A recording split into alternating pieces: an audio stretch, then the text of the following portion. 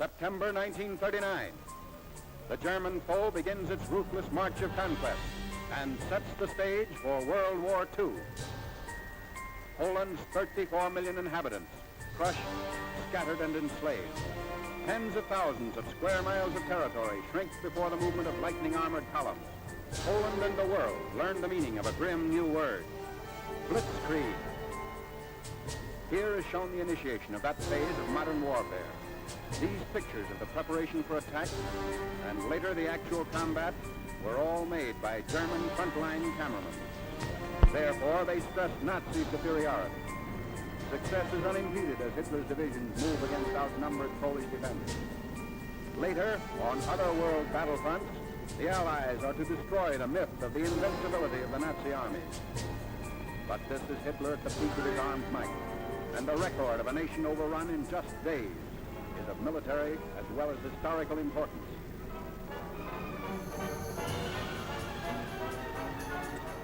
On September 1st, 1939, German forces would bombard Poland from the land and air to mark the beginning of World War II.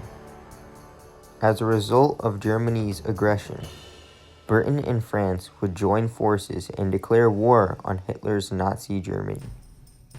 Germany would continue to expand its power into Denmark, Norway, the Netherlands, Belgium, and even northern France by means of quick but effective strikes known as blitzkrieg.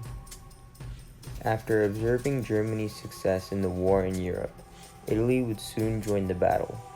Japan would also follow, and the three countries would sign the Tripartite Pact, forming the Axis powers. With their new combined strength, the Axis powers would lead an invasion of 4 million troops into the Soviet Union under the codename Operation Barbarossa.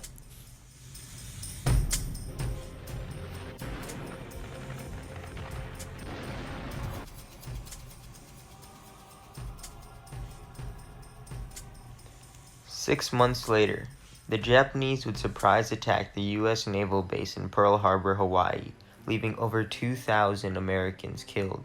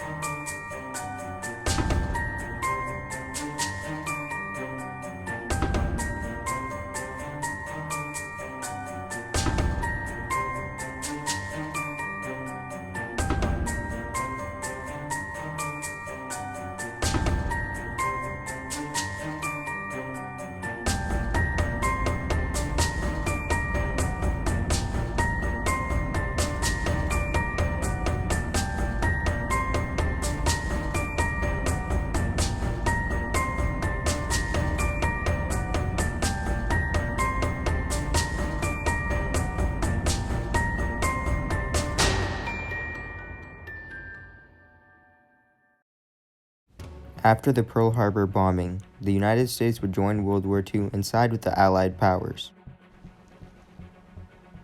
The United States needed a way to transmit messages over telephone and radio. This required a code that could not be deciphered by the Japanese deciphering crew, which was considered one of the best deciphering crews in the world.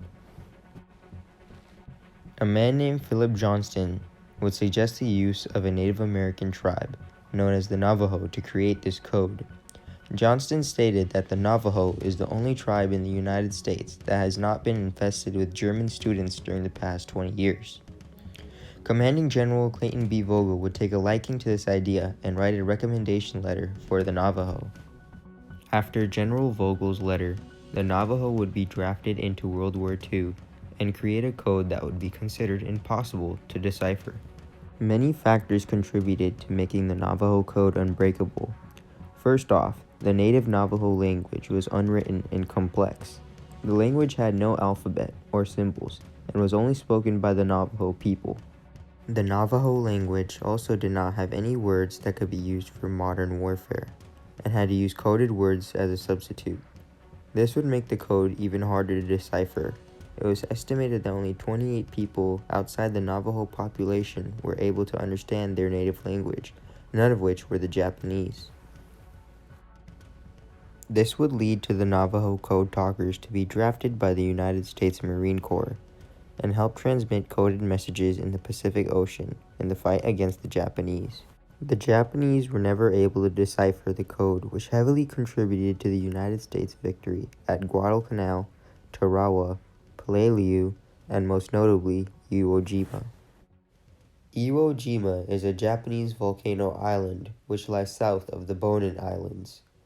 It's home to the first major battle of World War II to take place on the Japanese homeland. The greatest United States force ever assembled in the Pacific closes on Iwo Jima.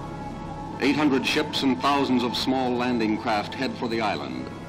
Carriers, lying back of the main fleet, sent in hundreds of bombers. For 72 days before the landings, our bombers pounded the heavily fortified Jap base. The death-dealing planes of the task force return, some of them carrying the scars of battle. Others are even less fortunate. 3 days and nights of thunder and flame preceded the actual landing.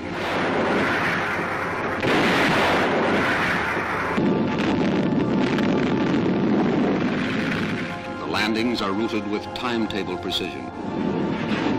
40,000 Marines are rushed to the desolate shores of the island. So important is the plan for victory over Japan. Enemy planes based on Iwo's 2 airfields were a continual menace to our big B-29s passing near this base on the round trip to Tokyo. From rocky positions, enemy mortars shell our landing barges. Under murderous fire, the landings continue. The Japs spent a generation fortifying Iwo Jima, realizing its great strategic value. But the Marines never heard the word impossible, and they achieved the first successful military breach of Japan's historic boundaries. The victory at Iwo Jima would provide the United States with a location to land their planes and bombers in close proximity to Japan. On September 2nd, 1945, the Japanese would officially surrender to the United States, marking an end to World War II. Navajo code talkers were able to help bring an end to the war in the Pacific, breaking the barrier that is the Japanese deciphering crew, who were able to decipher every message prior to the Navajo usage. The legendary Navajo code would continue to be used after World War II in Vietnam, as well as Korea, and go down as the only unbroken code in modern military history.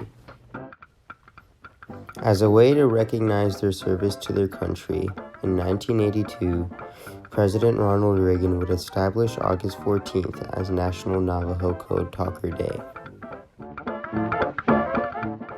Without the Navajo code talkers and their unbreakable code, the war in the Pacific Ocean against Japan would prove to be much harder.